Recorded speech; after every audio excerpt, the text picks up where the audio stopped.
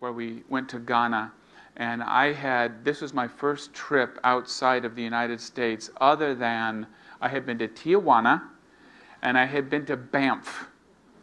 And that was my international travel experience up to this time. And you know, I'm thinking, if I'm going to travel, it's probably going to be to London or Paris, someplace normal. The idea of going to Ghana and Cuba was just an amazing thing that I never would have imagined. And Africa was a place that I just was never even on my radar screen. And now this was going to be the first place that I was going to travel to overseas. I'm not sure what I expected going to Ghana. We went during PANAFest, the Pan-African Theater and Music Festival that celebrates African unity, combined with Emancipation Day to commemorate the end of slavery. And it was quite a celebration. There were definitely moments when we felt like we were intruding into sacred places.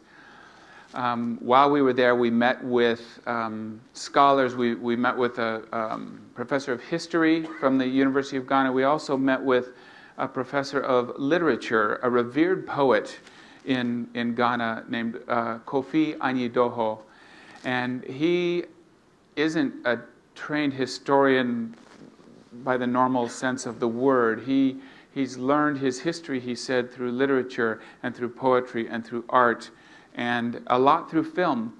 And we met with him one day at Cape Coast Castle, which is right on the coast. Most of the castles that were built, the slave dungeons that were built, are on the coast of West Africa because it has a rocky shoreline. You wouldn't see it in Nigeria, which is more marshy and lagoons and what have you.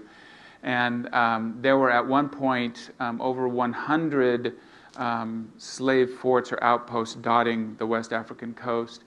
And learning this history, it's easy to become overwhelmed by it, by the magnitude of the slave trade.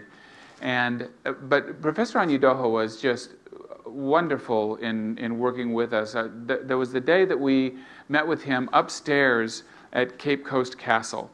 And we're sitting in this room, and out one set of windows is a hill, and the top of which is Fort William, which was built to protect the castle from marauders coming from the land. It might have been the Fanti or the Asante people coming to attack.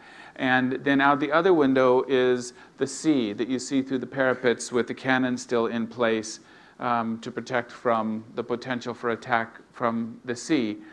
And he said, here we are in this bright and airy room. You know, it's this wonderful place to be. And the top section, the top floor of the castle was all this way, you know, bright, airy, open.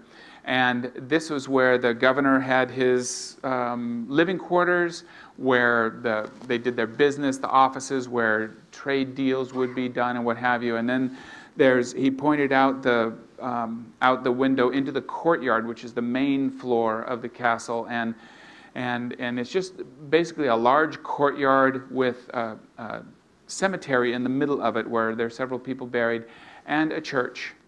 The first Anglican church built in Africa is right there at Cape Coast Castle, and directly beneath the church are the dungeons where people would be held waiting for the ships to come to take them across the Middle Passage.